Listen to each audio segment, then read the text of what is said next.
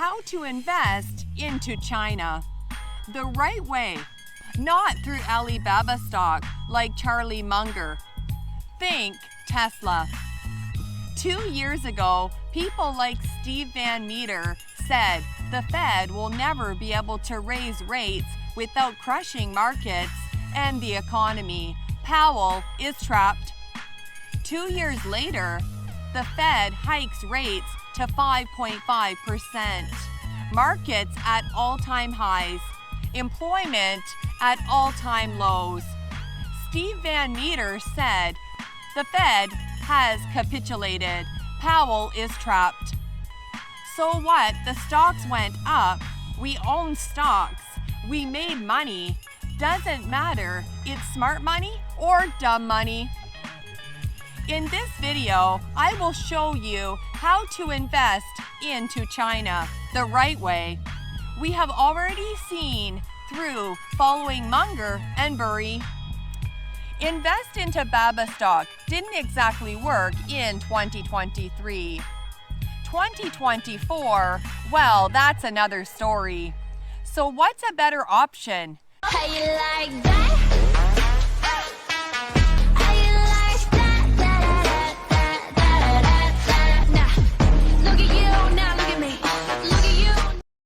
Think Tesla, AMD, Disney, and Estee Lauder, just to name a few. Emphasizing American companies that operate in China. We have a piece of their business in China. By investing in them, you invest in China. This is a better way, a less risky way to invest in China. Today I will tell you why I have invested into Tesla recently. I have started a position at this price. I will tell you that later. So for people that trades on macroeconomic stories, you don't need to hear my words tell you that. That's not a good strategy. It's shown in your portfolio. If you place your bets based on any YouTuber's words about macro trends, you will have to suffer with that consequence. The charts are your friends in the case of making money for the art of investing or trading. Even big-name investors like Charlie Munger and Michael Burry got BABA stock trades wrong. Charlie Munger, the legendary investor who passed away at age 99 a couple of weeks ago, left behind a lifetime of lessons for investors to study.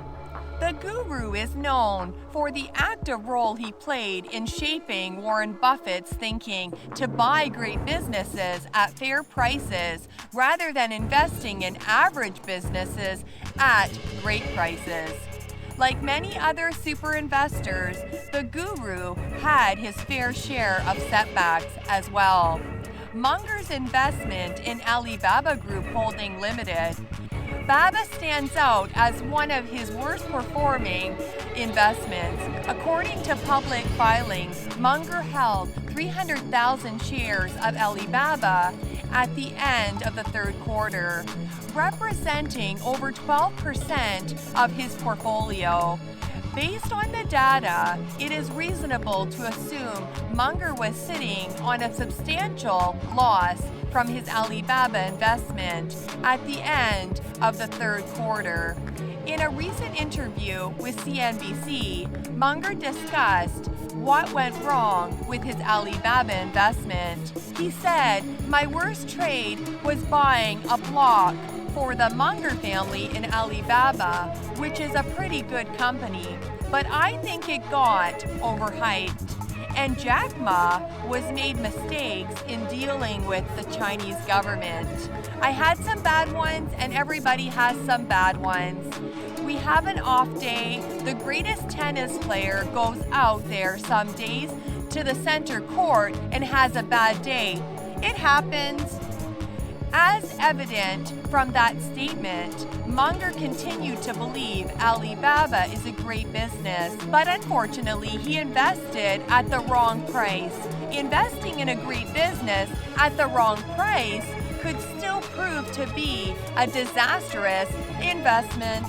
which explains his losses. A closer look at Alibaba, recent regulatory developments, and the macroeconomic outlook for its key business segments suggest the company is too cheap to ignore today. Learning from Munger's mistakes, investors now have the chance to invest in a great business at a seemingly great price. The regulatory outlook continues to improve. Since abandoning the questionable zero COVID policy earlier this year, the Chinese government has introduced a series of supportive policies to spur economic growth. At a time when the nation is battling with the U.S.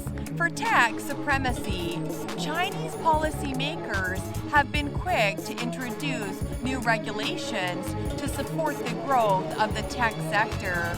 Diverting from its tech crackdown that lasted more than 2 years, China has been one of the few countries to embrace an accommodative monetary policy framework following the pandemic.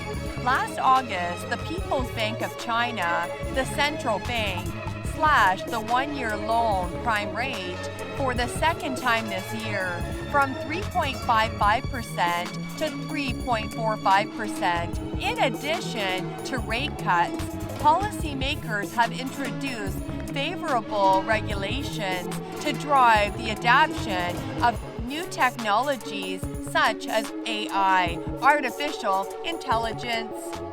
Building on this momentum, China announced on December 12th it will step up policy adjustments to support economic growth in 2024.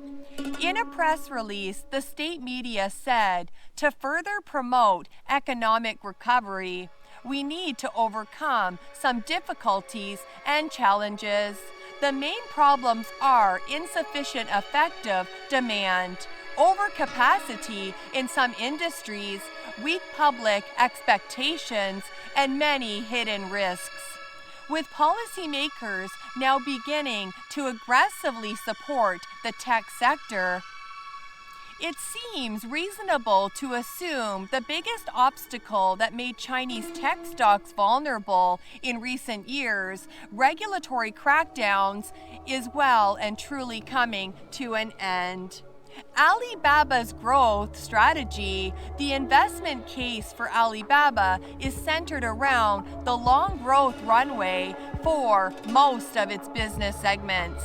First, Alibaba plans to improve the user experience for both Taobao and Tmall, with a strategic emphasis on utilizing AI technology to drive innovation.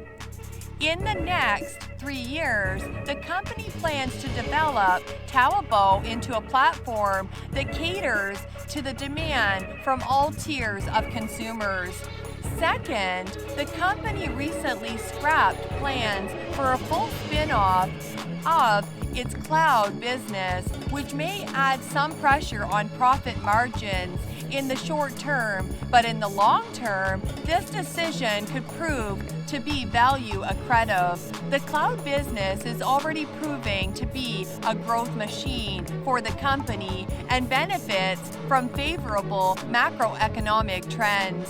These trends include the growing adoption of cloud networks across businesses of all sizes and scales, the ongoing digital transformation of global industries, the growth of AI, which calls for advanced data management capabilities on the cloud, and the rise of the serverless computing. During the most recent earnings call, Alibaba CEO Eddie Wu outlined the company plans to emphasize the use of AI as a driving force for cloud growth, with a focus on providing stable and efficient AI infrastructure for all industries. Third, Alibaba plans to grow its international digital commerce business by building a world-class digitalized supply chain network. The company is focused on developing digital retail technologies in global markets, which should open new revenue streams in the coming years. 4. The company has ambitious plans for Cainiao, its smart logistic network, and aims to upgrade this business to a growth machine with a focus on cross-border opportunities. Over the next 3 years, Cainiao aims to accelerate the construction of its logistics network, primarily with a focus on serving the global e-commerce industry to capitalize on the expected growth of this sector.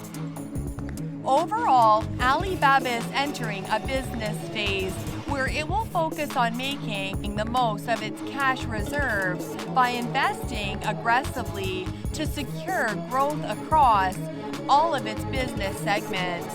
For context, the company ended the September quarter with $79 billion in cash and short-term investments. The valuation is too cheap to ignore. Alibaba is currently valued at a forward price earnings ratio of just over 9 in comparison to the 5-year average of 19.35. This discount to the historical average does not come as a surprise, as investors are not yet comfortable with China, its regulations, and the relationships between the US and China. Investing, however, is about striking a balance between all these risks and identifying great companies that are trading at irrational valuation levels. Alibaba fits this description well, with the company now entering an accelerating growth phase, supported by a reversal in China's regulatory crackdown on the tech sector and a favorable monetary policy decisions. The current earnings yield of close to 10% is another indication that investing in Alibaba offers good value for money. For additional context, the company's earnings yield has historically hovered around 4%, which suggests fear is currently dictating terms over the market performance of the stock.